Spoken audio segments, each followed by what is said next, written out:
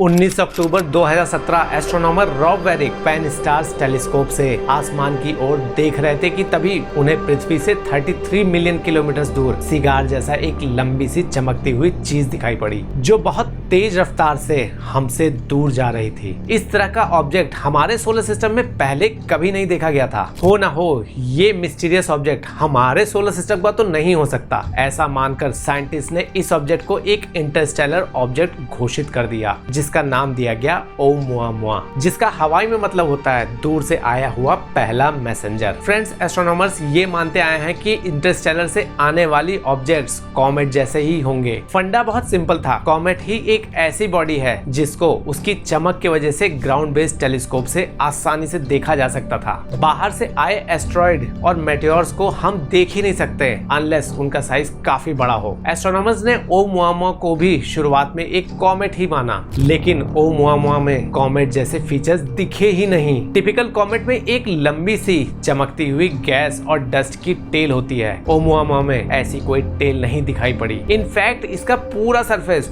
एकदम क्लीन था। आसपास कोई भी डस्ट और गैस नहीं दिख रही थी, मानो ओumuamua घर से नहा धोकर निकला हो। ऐसा देखकर एस्ट्रोनॉमर्स ने इसे कॉमेट वाली कैटेगरी से निकालकर एस्ट्रॉइड वाली कैटेगरी में डाल दिया। लेकिन प्रॉब्लम अभी भी नहीं सॉल्व हुई थी। ओumuamua जब सूरज के पास से गुजर रहा था तब उसकी स्पीड 26 किलोमीटर पर सेकंड से बढ़कर 87 किलोमीटर पर सेकंड की हो जाती है। ऐसा एक्सेलरेशन एस्ट्रॉइड में तो नहीं, कॉमेट में देखा जाता है। कॉमेट्स आउटगैसिंग के टाइम एक्सेलरेट करते हैं, वही न्यूटन भैया का एक्शन रिएक्शन वाला फंडा। अब प्रॉब्लम ये थी कि ओumuamua में अभी भी कोई आउटगैसिंग देखने को नहीं मिल रही थी। एस्ट्रोनॉमर सिर खुजलाने में मजबूर हो गए थे। ओumuamua एस्ट्रॉइड है या फिर कॉमेट, ये सवाल अब बहुत बड़ा हो चुका था। और तो और इसके अलावा कुछ ऐसे भी एस्ट्रोनॉमर थे जो ये मानते थे कि ओumuamua न एस्ट्रॉइड है न कॉमेट है। ओumuamua एक एलियन स्पेसशिप है जो हम पर नजर रखने के लिए आई है। ओumuamua आखिर क्या है, ये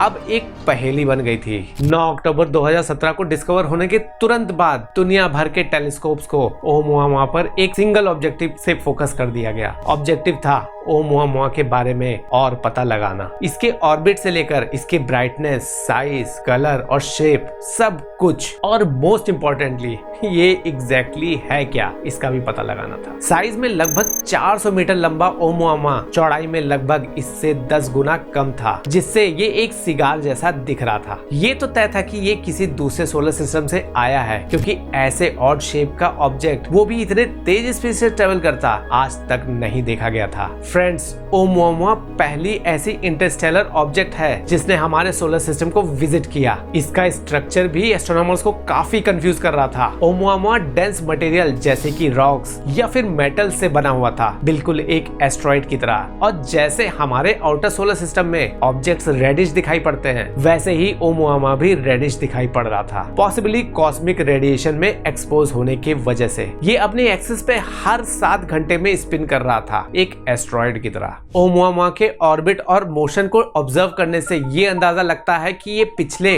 hundreds of millions of years से मिल्की वे में बस घूम ही रहा है, बिना किसी सोलर सिस्टम से अटैच हुए। नॉर्दर्न कॉन्स्टेलेशन लायरा के ब्राइट स्टार वेगा से होते हुए ये ऑब्जेक्ट हमारे सोलर सिस्टम में आई है। फ्रेंड्स, ओumuamua की ऑर्बिट हमारे सोलर सिस्टम की ऑर्बिट की तरह सर्कुलर या एलिप्टिकल नहीं है, बल्कि ये हाइपरबोलिक है, जो बाहर से सूरज के करीब तक आकर तेजी से वापस दूर चली जाती है। सूरज से दूर जाते टाइम ओumuamua की स्पीड 95,000 किलोमीटर प्रति घंटा से बढ़कर 3,15,000 किलोमीटर प्रति घंटा की हो जाती है। ऐसी स्पीड हमने इससे पहले कभी नहीं देखी थी। इसकी रफ्तार इतनी ज्यादा थी कि सूरज की मैसिव ग्रेविटेशनल फील्ड भी इसको अपनी तरफ खींच नहीं पाई। इसको स्टडी करने में भी सबसे बड़ा चैलेंज इसकी स्पीड की वजह से ही आ रहा था। आखिर डिटेल में स्टडी कैसे करते, टेलीस्कोप को एक जगह फोकस ही नहीं कर पा रहे थे, इसलिए साइंटिस्ट ये पता नहीं लगा पाए थे कि ये एस्ट्रॉइड है या फिर कॉमेट, या सबसे एक्सट्रीम केस में एक एलियन स्पेसशिप। ओumuamua की मैसिव स्पीड और एक्सेलरेशन के साइंटिस्ट ने 3 एक्सप्लेनेशन दिए, जिसमें थर्ड एक्सप्लेनेशन सबसे इंटरेस्टिंग है।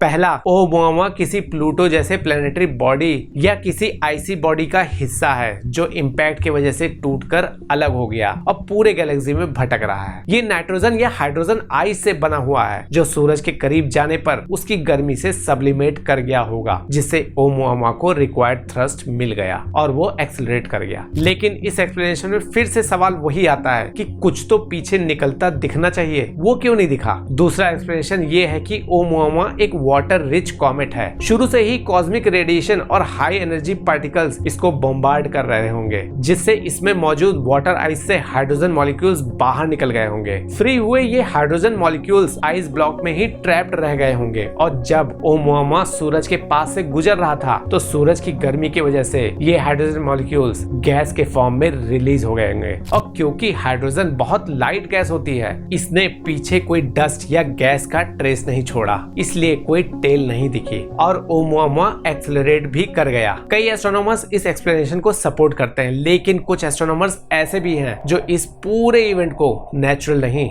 आर्टिफिशियल मानते हैं। हार्वर्ड के एस्ट्रोनॉमर एवी लोब और शैमुअल बेले ने एक हाइपोथेसिस सामने रखी, जिसमें उन्होंने ओमुआमा को एक स्पेसशिप बताया। उनका मानना था कि सूरज के करीब ओमुआमा में जो एक्सेलरेशन देखा गया था वो सोलर सेल की वजह से हुआ था, यानी कि सोलर रेडिएशन के प्रेशर की वजह से हुआ था। ये एक ऐसी टेक्निक है जो स्पेसक्राफ्ट में यूज होती है। उनका ये भी मानना था कि शायद ओमुआमा एक फुल्ली ऑपरेशनल स्पेस प्रोब है, जिसे किसी एडवांस्ड एलियन सिविलाइजेशन ने भेजा है। अगर हम वॉयेजर 1 और वॉयेजर 2 स्पेस प्रोब्स को भेज सकते हैं तो एलियंस क्यों नहीं भेज सकते। एवी लॉब ने एस्ट्रोनॉमर्स के नैरो व्यू पॉइंट को लेकर ना बस उनको क्रिटिसाइज किया, बल्कि ये भी मानने से मना कर दिया कि हाइड्रोजन आउटगैसिंग से इस टाइप का एक्सेलरेशन अचीव किया जा सकता है। वो स्पेसशिप वाले आइडिया में इतने ज्यादा कन्विंस्ड हो गए थे कि उन्होंने इस पर एक बुक लिख डाली। ओमुआमा एग्जैक्टली क्या था ये शायद हमें कभी ना पता चलेगा, क्योंकि इसे लास्ट टाइम हमने 2018 में हबल टेलीस्कोप से देखा था, जिसके बाद ये हमारे रीच से